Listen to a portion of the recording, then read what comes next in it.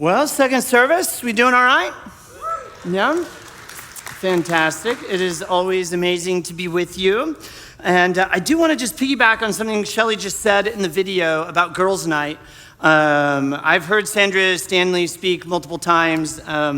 She's incredible. So moms, if you've got tweens or teens, it will not be a wasted event at all. I really, really want to encourage you all to come. It's going to be pretty fantastic, and we're pretty fortunate that she's willing to come and spend an evening with her daughter here at Neighborhood Church. So with that said, I'd also like to tell you a little bit about the book I'm currently reading.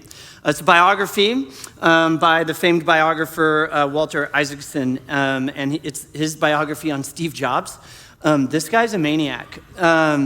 And I'll be honest, it's taken me a minute to sort of get into the book, only because I'm a bit of a Steve Jobs skeptic. And so I kind of had to force myself to read this book. But I will say now I'm kind of a believer in Steve Jobs and his genius. Because he didn't just build a company or companies. He changed the world. He revolutionized personal computing with the Macintosh, making technology intuitive and beautiful. He transformed, of course, music with iPod and iTunes, right? Putting 1,000 songs in your pocket kind of a thing, right? He really reshaped with that how we consume media. He reinvented communication with the iPhone, making it more than a phone. It was a computer and a GPS and a camera and a game console. And now, of course, we could say the iPhone is quite literally a way of life. But he didn't stop there. He took a struggling animation studio and turned Pixar into one of the most powerful storytelling organizations in the world, launching animated films like Toy Story and Finding Nemo, really redefining what an animated film could be. He also founded, and you may not know this, another company called Next, and Next sort of pushed the boundaries of computing, and it really built the foundation for Mac OS and iOS, which is the operating systems for all of your Apple products. The man saw the future before anybody else saw it. But what's most impressive about Steve Jobs is he didn't just see the future, he built it. And that's my Steve Jobs sales pitch. So go read the book. Here's really why I wanted to talk about Steve Jobs for just a minute. He said something, or at least is credited with saying something that I find pretty amazing. Here's what Jobs said. He said, "We're here to put a dent in the universe. Otherwise, why else even be here? We're here to put a dent in the universe. Otherwise, why else even be here?" I think Steve is right. From a Christian perspective, I would say couldn't be more right? Here's what Christians believe, if you're not a Jesus person, that humans are world makers by divine intent and purpose. We are world makers by divine intent and purpose. We're built to engage the world, shape the world, make a difference in the world. And again, from a strictly Christian perspective, here's how I would make the argument. To be Christian actually is more than just you were made to do this. You're obligated to engage the world powered by love. Now, if you're here and you're not a Jesus person, you're not obligated.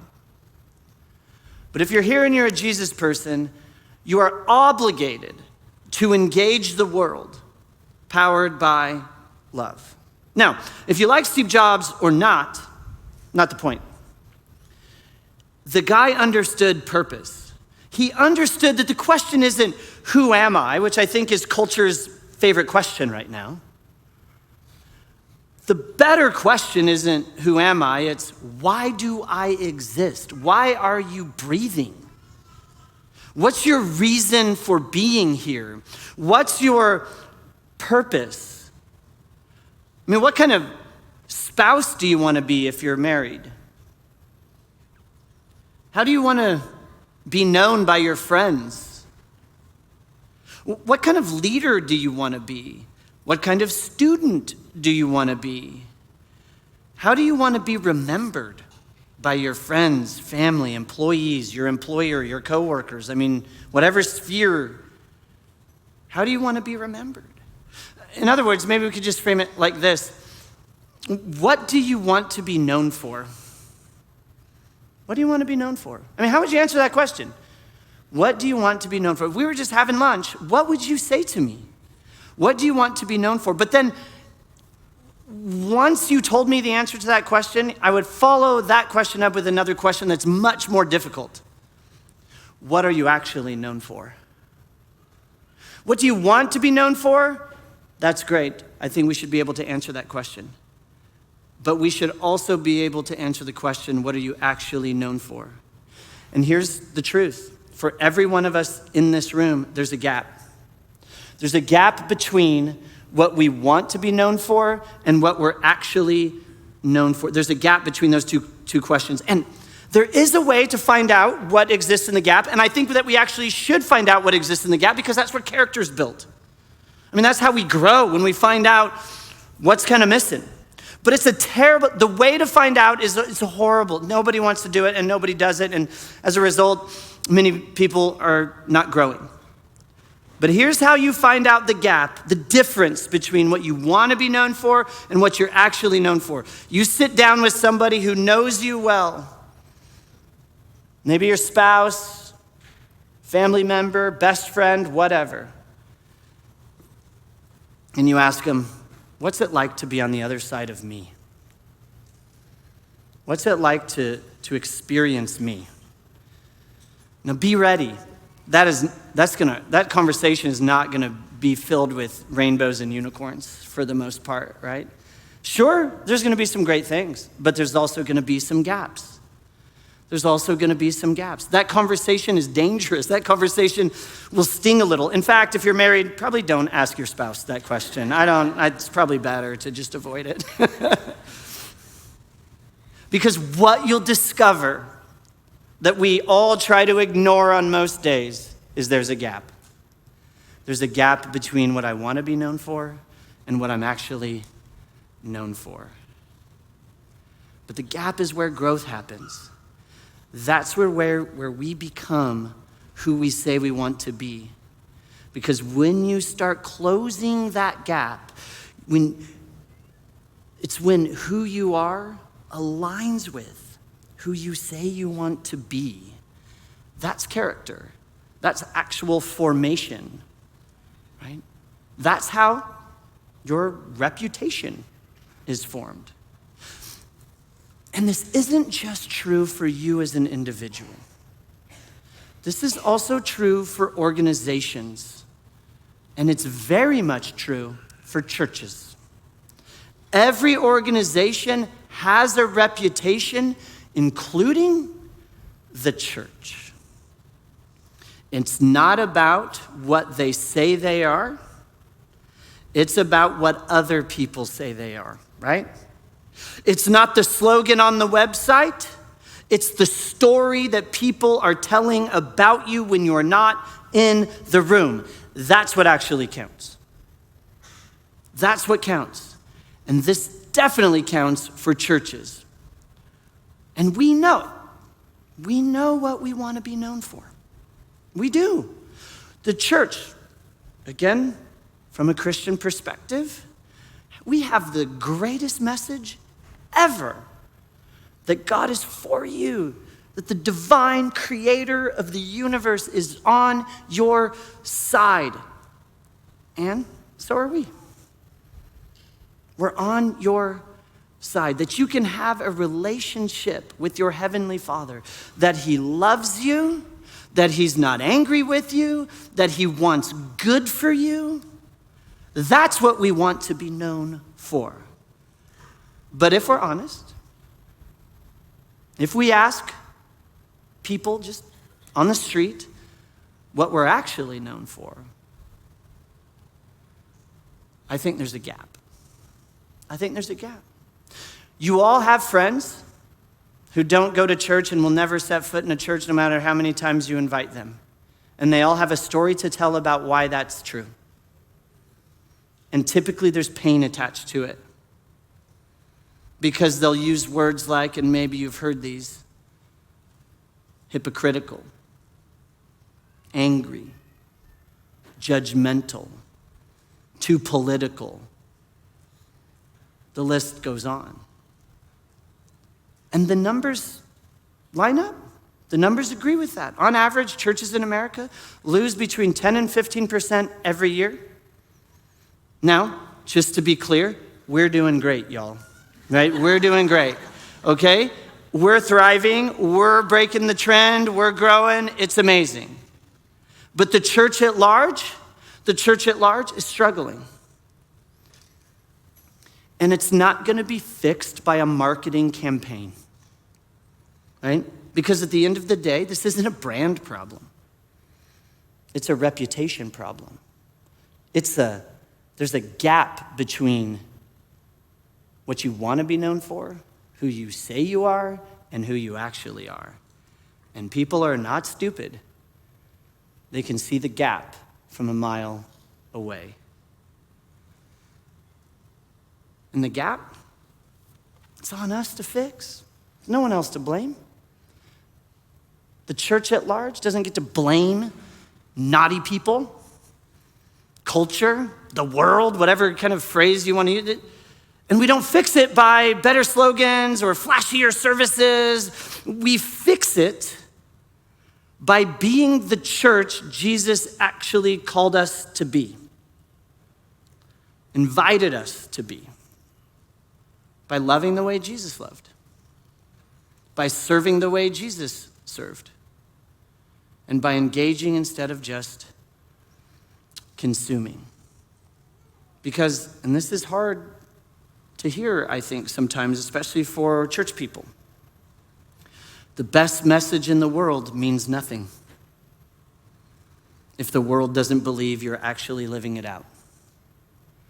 The best message in the world is useless if nobody believes you. We talk a lot around here at Neighborhood about how Jesus, he took 600 plus rules that you find in the Hebrew scripture, the Jewish Bible. Christians call that the Old Testament. How Jesus took 600 plus rules and laws that are in there, and he just made it one. He made it one. And he says, I'm going to give you a new command. Here's the new command. Here's what he said. A new command I give you. Love one another. That's it. Okay, but then he dives in a little bit and he says, but here's what love looks like. Love looks like the way I've loved you, and that means other-centered. It means sacrificial. It means I want your best before my best. Here's the new command. We're going to not do those 600 commands anymore. We're going to do one. It's to love the way I love. So you must love one another. By this, and this is so important, and by this, everyone will know that you're my disciples. You're my students, my learners, my followers. That's kind of what disciple means. If you love one another. So love is supposed to be our brand. Love is supposed to be what we're known for. But here's the part that I think we miss, that I think is the most powerful part of all of this. Jesus didn't just invite church people to embrace an ethic of love. What's he also doing? By this, everyone will know. He's also giving the world permission to judge us by it. Think about that. Jesus handed everyone outside the Christian faith a way to determine if you and I are the real deal. And it's not based on our beliefs, and it's not based on our sermons, it's not based on our worship styles or our moral standards. It's based on our love. It's like Jesus put a sign above the door and it said, this is how you know who belongs to me. Love. And the truth is, if you like it or not, people not in this room are watching. And they are drawing conclusions. They'll either look at us and be in awe. Whoa, I didn't know people could love like that. Or they'll look at us with disgust and say, there's no way they follow Jesus because Jesus people are supposed to be known by their love. But I think it actually even goes deeper. We could take it a step further. I think according to Jesus, the world also gets to judge him by our love. They're drawing conclusions about whether Jesus is who he says he is based on how well we love other people. So the question we have to ask ourselves is simple. What do they see? What do they hear? What are they experiencing? Because for you church people out there, the credibility of our faith, the reputation of our Savior is what's on the line.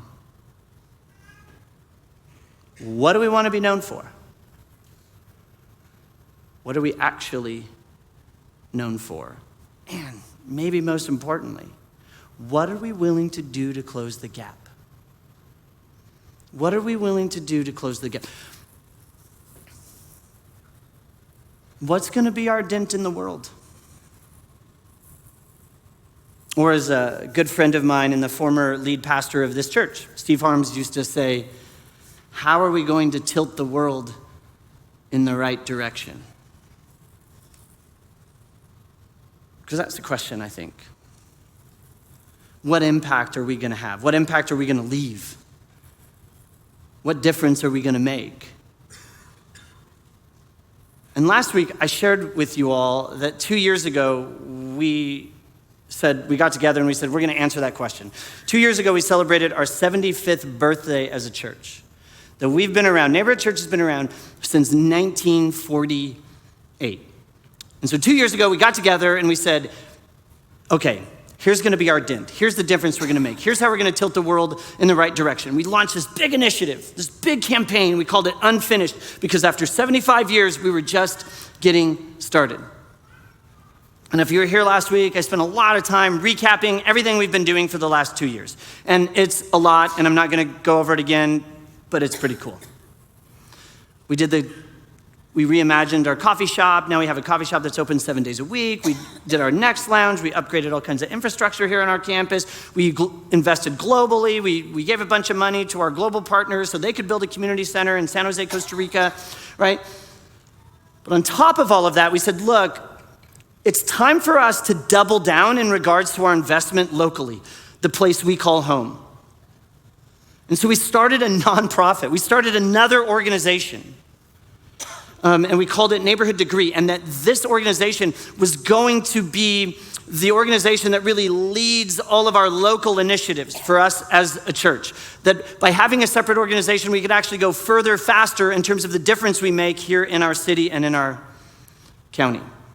But more than just starting a nonprofit that sort of took over all the stuff we were doing in the city, we committed to building a community center that would be the home of this nonprofit. And so over the last 2 years, we purchased land from Visalia Unified School District. We're essentially building this community center on the Houston Elementary School campus.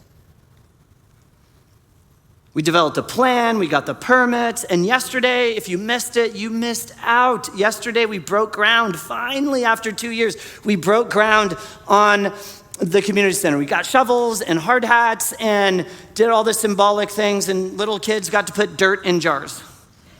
And it was amazing. It was amazing. But we're not done yet.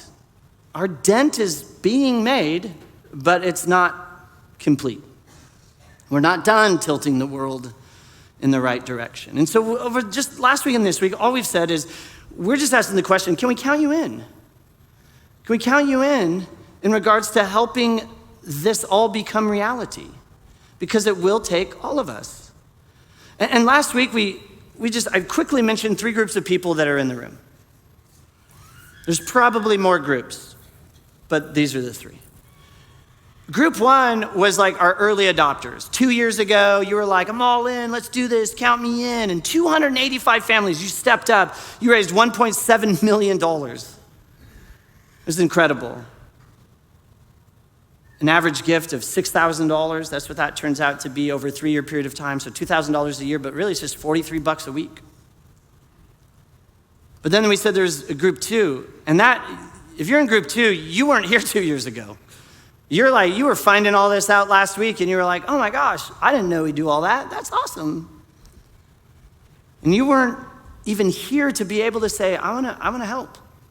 I want to be a part of that. But we also said there's another group, and that group is, you were here 2 years ago, but maybe you just weren't at a place spiritually where you could take a step of faith in your personal generosity. And so all we've said over the last 2 weeks is like, look, if you were in group 2 or group 3, this is kind of your moment that we want to give to you, an invitation we want to throw out there to say, can we count you in? Are you willing to take now a step of faith in your own personal generosity and help us get the community center project finished? And listen, I get it. Everybody hates it when the pastor talks about money, but here's a little known secret. The pastor also hates it when he talks about money. Nobody likes it. I get it. And I promise, this is it. This is it. Next week, it's the Super Bowl for Christians. Next week starts what we call Holy Week. Holy Week, right? So it goes from a Sunday that we call Palm Sunday, and it finishes on Easter Sunday, and right in the middle of that, we have something called Good Friday. So we have Palm Sunday, which next week is on the lawn, right? It's the acres side over here, where we'll be set up. So when you come, and I'm so excited. We're just doing one service, which means I only have to talk one time, not 3, which is really why we're doing church on the lawn. But it's called Palm Sunday. So if you have no idea why we're calling it Palm Sunday, we didn't make that up. It's been kind of called Palm Sunday for centuries and centuries and centuries because it celebrates Jesus' entry into the city of Jerusalem before he's arrested and executed by a collaboration between the Jewish religious leadership and the Roman Empire. But as he comes in, he's being celebrated by the people of Israel, the people of Jerusalem, as a king, as a reigning king. He rides in on a donkey, and everybody's waving palm branches. And they're celebrating their freedom and their independence as a nation. And that Jesus was going to be the one that was going to lead them into that. Now, what you may also know if you're not a church person is old school church used to do something with little kids on Palm Sunday. They would have little kids walk down the aisle waving palm branches while the whole church sang Hosanna, which is sort of the song that you kind of sing. Because it's a long story, but there's the people are singing Hosanna. Read the story. It's in the Bible. It'll be fine. And we're going to do that on Palm Sunday. So if you bring your kids. But more than that, because it's outside, they're going to be following live donkeys. We got live donkeys. I know. No Jesus to sit on top. That would be cool. But if one of you want to volunteer, it's fine. You can ride the donkey. But the kids will be following these donkeys because Jesus, if you don't know, he comes into Jerusalem riding on a donkey. That's why the donkeys. And so we're going to have live donkeys, and the kids will have palm branches, and they're going to walk in waving the palm branches while all of us, if you're not taking pictures of your kids, will sing Hosanna. And it'll be a great moment, and I hope that you come because I think it'll be just really, really cool. And there's so many reasons why we can't do it on a normal, like if it's 3 services and, the kids' building is 1,000 miles away and all of that. So, but we're going to do it this Palm Sunday. So come, get here early. There's only so many parking spots, so it should be fun. But that's next week. Today we are talking about money for just another minute, and then I promise that'll be it. But I will say this about the money thing. I'm not doing this because Neighborhood Church needs your money. We don't need your money. We don't need your money. This isn't about your church needing your money. This is about our city and our county needing our influence. Visalia and Tulare County, they need your presence. They need our leadership. They need a church that's committed to being for them, that believes in them, and seeing real transformation in our city and in our county. Because when we show up and we invest and we do things like the community center and nonprofits and all of that, when we step into the invitation of Jesus to just serve and put our dent in the universe, we're not building buildings, we're changing lives. The community center is more than just a building. It's a declaration for us of who we are and what we believe. Here's what we want to be known for. Here's what we want you to know us for? Love. Does the church need your money? No. Does our city need your influence? Yep, absolutely. And that's why our goal is just 100% participation. There's not a minimum. $1, $1 million, whatever. And so that's why I hope today you take the pledge card that's in the seat back in front of you, or scan the QR code, do it online, whatever you want to do. Go to the neighborhood degree 4 Visalia table that's out on the patio, have a conversation, however it is. If you're in groups 2 or 3 that we just talked about, I just hope that you would take a step. Because this actually leads me to something Jesus said. He said something kind of weird a long time ago, but ultimately what I think Jesus was getting at is, look, how you're supposed to live if you're a Jesus person is not a mystery. It's not a mystery. Jesus told us exactly how we should live and how we should be known. Like exactly. Jesus climbs on a hillside overlooking the Sea of Galilee, which isn't a real sea, it's just a big lake. It's in the northern part of Israel, breathtaking landscape, it's gorgeous. And a bunch of people are gathered there to hear Jesus. He's just been flipping the whole world upside down with how he's living and what he's saying. And these people at this time in Jesus' story, they know him. They've seen what he's done. He heard his teachings, watched his miracles, witnessed the way he welcomed outsiders, healed the broken, challenged the religious status quo.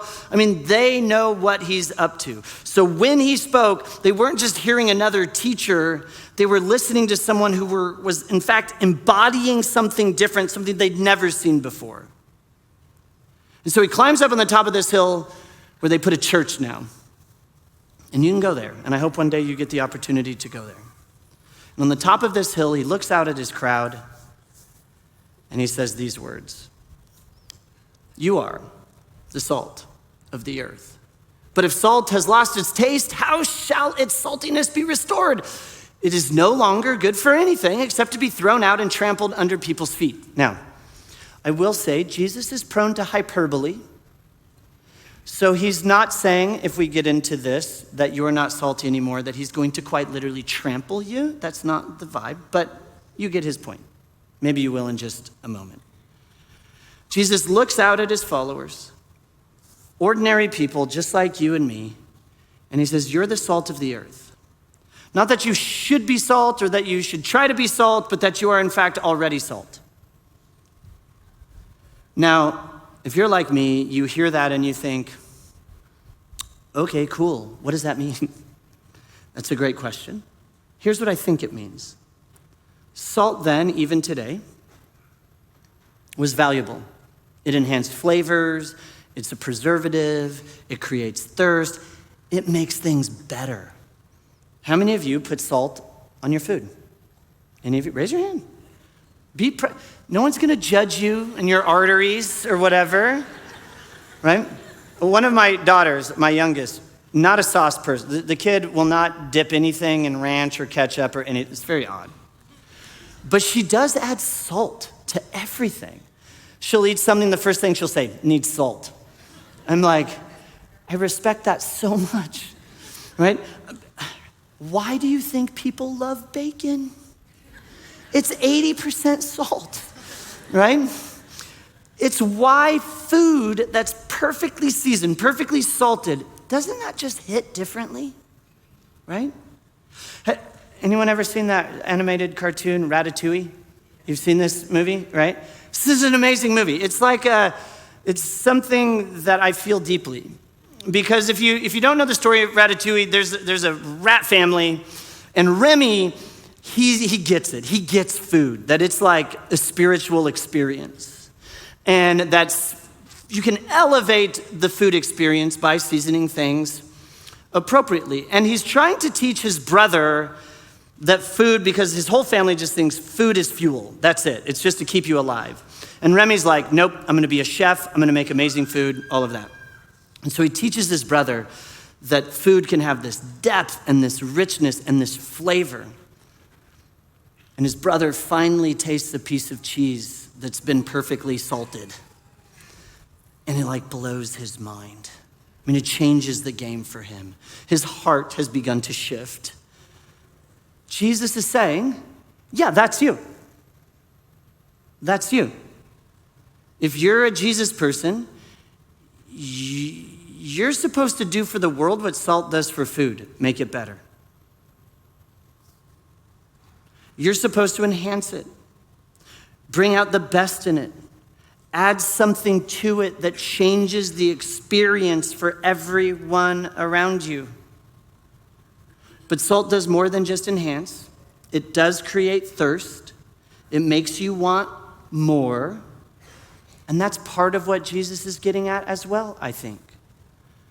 That our lives, how we love, how we serve, how we extend grace and compassion and kindness should create curiosity in people. People should look at the way we live and think, why do they behave like that? Why do they give like that? Why do they forgive like that?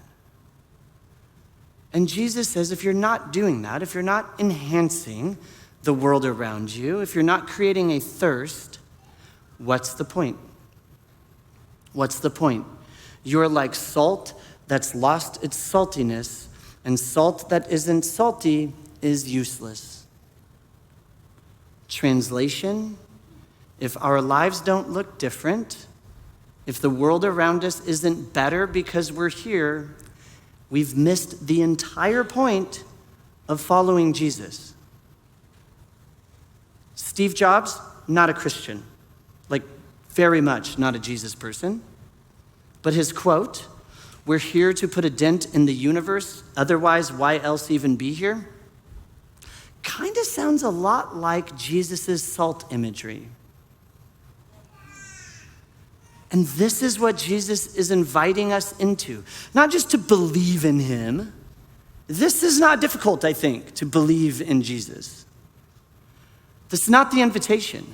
Reflect Jesus as a part of that belief. If you're going to believe in Jesus, reflect him. Not just consume faith, live it out so powerfully, people can't help but notice. Because when we do, that's when we know we're in fact tilting the world in the right direction. Together, you, us, neighborhood church, we're writing a story. And it's bigger than us. It's a story, we say this a lot, that will outlive us, outlast us, and out-impact us. It's a story that's based on a collective heart for the people in this city.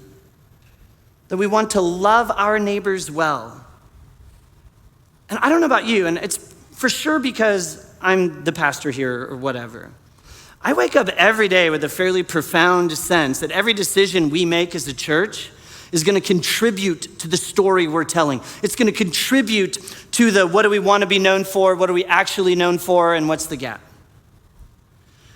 And I pray all the time that the decisions we make will honor what it is we desire to be known for and not create a bigger gap. I pray a lot that the decisions we make will help us remain faithful to the story and the people that have come before us, and that we have a responsibility for continuing the story. But here's the thing, I shouldn't be the only one waking up stressed out about that. I want you all to have a little bit of stress over this, right? That we're in this together. And it's why, listen, it's why I'm convinced this community center thing we're doing, it is like the most exciting thing we could possibly be doing. I've come to realize the community center in the Houston neighborhood, it's so, and here's why. Because long after you and I are gone, there are gonna be people who walk into the neighborhood community center, and it's gonna change the trajectory of their life. And you know what? It's never gonna dawn on them that there was this one Sunday where this guy got up and started talking and presenting a vision for what could be. They'll never wonder who sacrificed, who gave sacrificially so that the land could be bought and the building could be built. They'll never wonder who invested. They'll never think about it. how much it cost and what it took. They're just going to walk in and their lives are going to be changed. And it's because we all made a decision. We made a decision together, and you made a decision personally to say, I'm going to take a step of faith in my own personal generosity. Just say yes to this thing Jesus is inviting us into.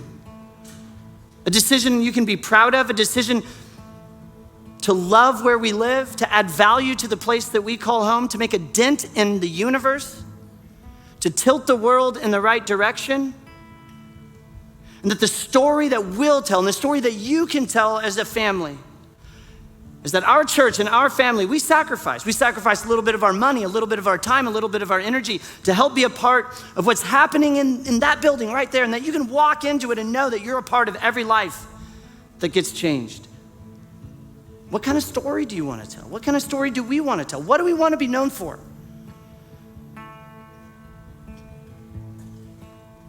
I'm driven by this picture that years from now, someone's gonna walk into the neighborhood community center, a single mom looking for support, a student dreaming about college, a family seeking hope, and they won't know your name. And they won't know my name. They will never know what it took for it to happen. But they'll know that someone believed in them before they ever got there. That someone cared enough to invest in their future. That someone decided to love their neighbor in the most tangible way possible. And that someone's us. We get to be those people. That's why it's bigger than a building. It's about choosing the kind of faith we want to live out. It's about our dent in the universe. And it's why my invitation to us all is let's make this decision together, and let's be generous together, and let's invest together, and let's make sure that when the people in our city look at this church, they'll know what we want to be known for, and it will be exactly what we're known for. And they won't see judgment, and they won't see hypocrisy. They will see what love looks like in action. That's our dent. What do you want to be known for? And I don't want to leave this undone. It's why I want you to grab that pledge card. And I want you to be a part of this. And I want you to say, count me in. Count me in. Here's what we're going to do. I'm done. We're done. I want to pray. I want to pray, and I want to sing one more song. And here's a song that we're going to sing. It's a song that's titled, Do It Again. And the idea behind the song is that Jesus has just been up to doing impossible things and miracle things for a really long time. That he's been moving mountains for as long as people have been talking about Jesus. And the song just asks him to do it again.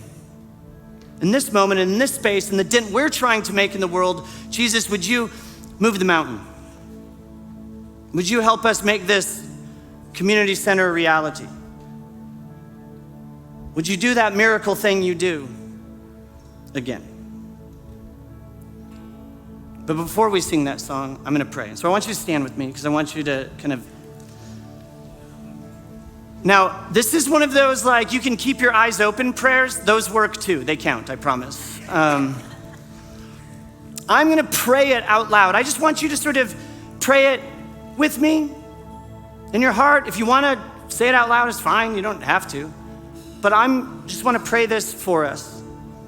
Jesus, thank you for bringing us to this moment, for the vision you've given us, for the dreams you've stirred in our hearts, and for the calling you've invited us to step into. Today, as we stand together, we acknowledge that the work ahead of us is bigger than ourselves. But Lord, you've moved mountains before. You've shown us your faithfulness over and over again. And we believe that you're not done. We believe you're still moving. So we ask you to do it again, to pour out your favor, to provide in ways only you can, to unite us in generosity, faith, and love. Let this community center be more than just walls and classrooms. Let it be a place where your love is felt and your presence is undeniable. And as we step out in faith, help us to trust you, to believe that you will make a way because you've done it before, and we believe you'll do it again. And we all said, amen.